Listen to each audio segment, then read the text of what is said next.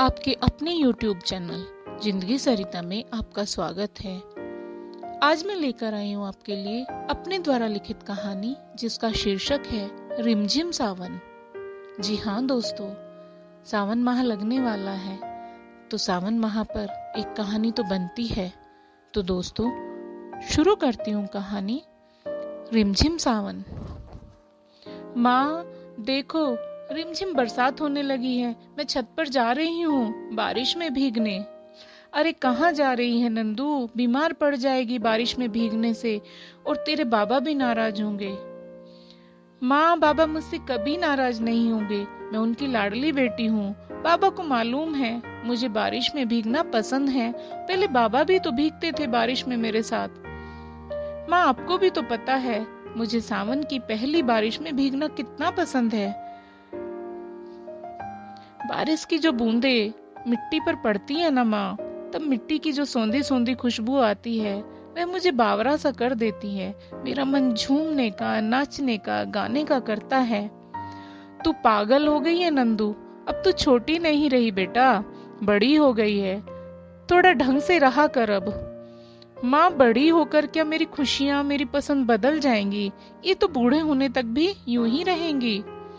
तू बहुत जिद्दी है नंदिनी, तेरे बाबा ने तुझे सर पर चढ़ा रखा है। अच्छा चल, पहले दादी को नाश्ता दे दे, फिर जाना छत पर।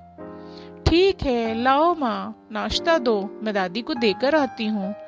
नंदिनी की माँ प्लेट में रखकर दादी को देने के लिए नाश्ता दे देती है। नंदिनी दादी के कमरे में जाती है। दादी ये लो नाश्ता करो, मैं जा रही हूँ बारिश में भीगने। बूढ़ी हो गई दादी के घुटनों में दर्द रहता है और थोड़ा कम भी दिखने लगा है। दादी बोलती है, अरे नंदू, मैं भी भीगा करती थी जब छोटी थी बारिश में। मैं सावन शुरू हो गया है ना, सावन में जो रिमझिम फुहारें पड़ती हैं बहुत अच्छी लगती हैं। दादी आपको भी भीगना है क्या? मैं कहाँ बुढ़ापे में भीगूंगी नंदू, अब तो बीमार पड़ जाऊंगी। गर्म पानी से नहाती हूँ अब तो गर्मी में भी। अब तो अगले जन्म में फिर से सब होगा ये। अब बुढ़ापे में तो एक जगह पड़े रहो बस। मेरी प्यारी दादी, आप तो अभी जवान हो, बूढ़े हो आपके दुश्मन। नंदिनी अपनी दादी के बुढ़ापे से सिकुड़ गए गालों को हल्के से खींचकर कहती है, जा तू अपना काम कर। दादी ऐसे शर्माकर मुस्कुराते हुए कहती है जैसे नई नवेली दुल्हन की किसी ने चुटकी ले ली हो। अच्छा दादी, अब मैं जा रही हूँ। नंदिनी भागकर जीने की तरफ जाती है, यह बोलते हुए, बरखा रानी चली न जाए कहीं और आप दोनों माँ दादी मुझे यहीं उलझा कर रखोगी। नंदिनी भागकर सीढ़ियों की तरफ जाती है। नंदिनी धीरे चल, धीरे चढ़ना, सीढ़ी पर गिर जाएगी, सीढ़ी गीली है। नंदिनी की माँ कहती है, नहीं गिरूंगी माँ, आप चिंता मत करो।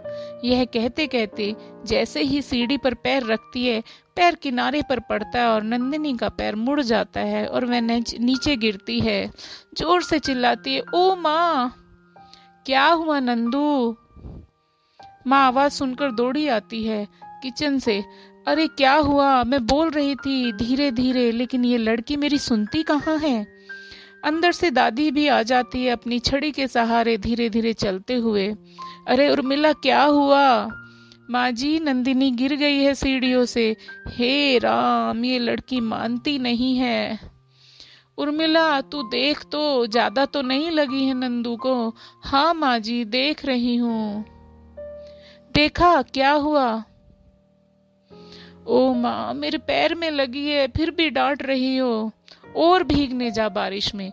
बारिश में भीगने को तेरा मन बावरा हुआ जाता है। गिर गई ना अब। भीगूंगी माँ, जरूर भीगूंगी। कान्हा जी मेरे साथ ऐसा नहीं कर सकते हैं। मेरे पैर में बस मोच ही आई होगी माँ, सिर्फ। तुझे पता है कि सिर्फ मोच आई है? हाँ माँ, मुझे पता है, मोच ही आई है। वैद्य जी को बुला दो ना माँ, वह निकाल देंगे मोच को। उर्मिला अपने बेटे को आवाज लगाती है, जो नंदिनी से छोटा है। वह अभी सोया हुआ है। राजा, ओ राजा, उठ तो जरा, वैद्य जी को बुलाकर ला। नंदू के पैर में मोच आ गई लगता है। वैद्य जी आकर देख लेंगे। राजा बड़ी मुश्किल से उठकर छाता लेकर वैद्य जी को बुलाकर लाता है। वैद्य जी भी अपना छाता लेकर आते हैं क्योंकि बाहर बारिश हो रही है तेज। वैद्य जी आकर नंदिनी का पैर देखते हैं, दोनों हाथों से पकड़कर न जाने कैसे झटका देते हैं। खट्ट की आवाज होती है। नंदिनी को लगता है अब तो पैर गया, वैद्य जी ने तो मेरा पैर ही तोड़ दिया है। बोलती है, आ वैद्य जी, आपने तो मेरा पैर ही तोड़ दिया है। अरे बिटिया, तोड़ा नहीं है, तू अपने पैर पर खड़ी होकर तो देख, देख तो सही, ठीक हो गया है तेरा पैर। नंदिनी डरते डरते खड़ी होती है, पैर पर दबाव भी नहीं डालती है, इस डर से कि कहीं फिर से दर्द ना हो। वैद्य जी बोलते हैं, बिटिया बेधड़क पैर जमीन पर रखो। नंदिनी जमीन पर पैर थोड़ा दबाव डालकर रखती है, बिल्कुल दर्द नहीं होता है। फिर थोड़ा उछलती है, कोई दर्द नहीं होता है। ओह वैद्य जी, आप कितने अच्छे हैं, उछलते हुए कहती है। आपका बहुत बहुत शुक्रिया वैद्य जी।